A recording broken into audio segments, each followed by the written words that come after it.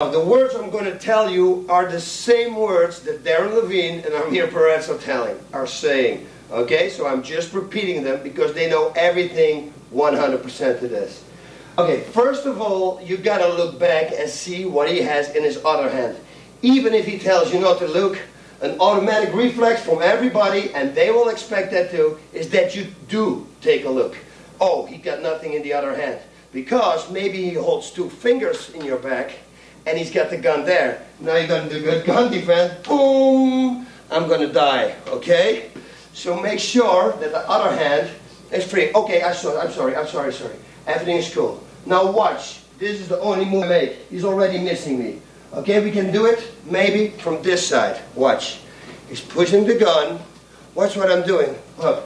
You see the gun? It's already missing. Now I'm going to grab the hand like a handcuff around his wrist. I'm going to step in, a deep step in, all the way, boom, and I'm going to elbow him. I'm going to be this close. I'm going to pull with this and hit him with the elbow. And this is this tight that if he tries to pull out, he's stuck. I'm going to elbow him, bang, bang. Don't go too far because he's going to maybe around you. Just hit him with everything you have. Grab the gun, break it out, hit him with the barrel of the gun, bang, step back, and now you got him. Okay, step by step, rearrange the line of fire and step in deep. If I'm going to do this, he's going to pull it back, and he still is going to get me. I got to step in deep. So, redirect, he's already missing me, I can see it there, and now I'm going to grab him and step, boom, in here. I got him tight. I pull this and I elbow him like this. Maybe two, bang, maybe start punching, go for the gun. Break it out of the grip, maybe hit him with the barrel, step back, and take under control. Most of the time, they will hit the gun, make sure that there's a fresh bullet in the mag, and then they go. Or they grab their own gun, just to make sure.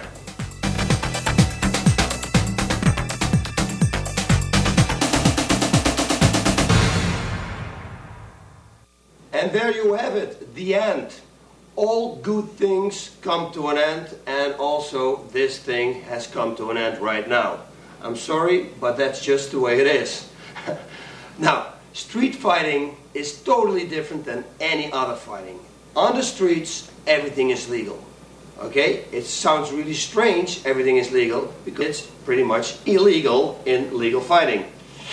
Let's not get mixed up right here. But anything goes in street fighting. So I want you really to focus on that.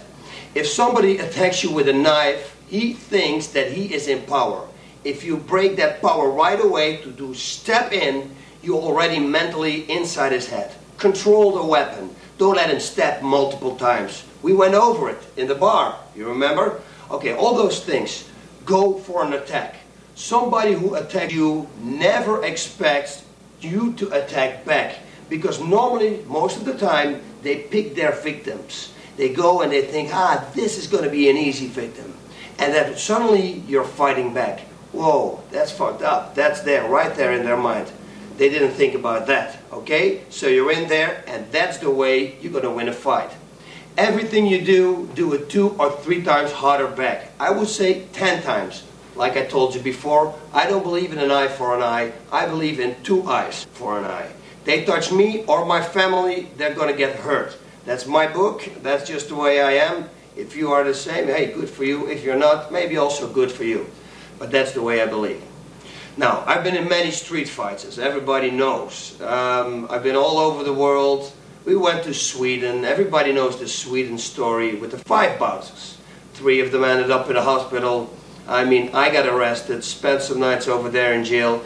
They started the fight. The guy was trying to pick my eyes out. Can you believe that? First he took my one eye out, and then he tried the other eye. I knocked him down. Fight started. But you know, those bouncers have these little microphones, and within like 10 seconds there were 5 bouncers, and me, by myself, fighting these 5 bouncers on a big marble stairs. So, that was a big fight. In Holland, I had this fight against 3 guys, major drug dealers. I didn't know. You know, the big fight going on. And like I say, normally in a fight, if somebody punches me, I take the punch. just to show him that I can take the punch and that he's not going to knock me out. I'm bluffing. Right there, I break his spirit. I'm talking to these two guys, the third one is standing in the back, and suddenly he comes over them and he wants to hit me with a fist. This is what I think. But somebody from above saved me, and I did this. And as you can see here, I got all the scars. He had a glass in his hand. And that's why I told you in the beginning of this whole program, look what they had in their hands. It's very important. Luckily for me, I wasn't that tough guy. Boom, give me the punch. Because he would have ruined my face with the glass straight in my eye, wherever. My face would have been a big mess. Okay, so stay away from fights. Try to stay away. It looks like almost I'm teaching you fighting is great. If you can avoid a violent confrontation, please do so. But if you get pressed in a certain way and they ask you for money and they shot already 2 people or they did something, now you're not a victim, you're also an eyewitness. You know you're going to die. If you don't do anything, you are going to die. Do something, you increase your way of surviving at least by 50%. Do nothing and you're going to fail. You're going to die. Okay, so most of the times, attack.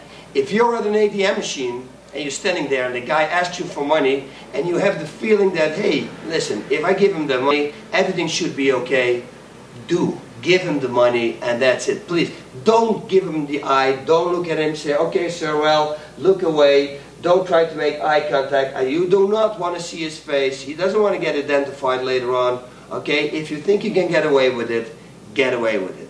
But if you think, oh, he looks around and he's pulling out a knife, you go. And to go from 0% to 100% is a thing that you have to train. It's not in you. You're going to be, how many times you had to fight a street fight and you're dead tired after 30 seconds because your body is totally relaxed, it's not warm. Why do you think boxers, Thai boxers, NHB fighters, they warm up before a fight? So they have their second wind already in the fight when they step into the cage or in the ring or on the mat, wherever they do. So you don't have that on the street.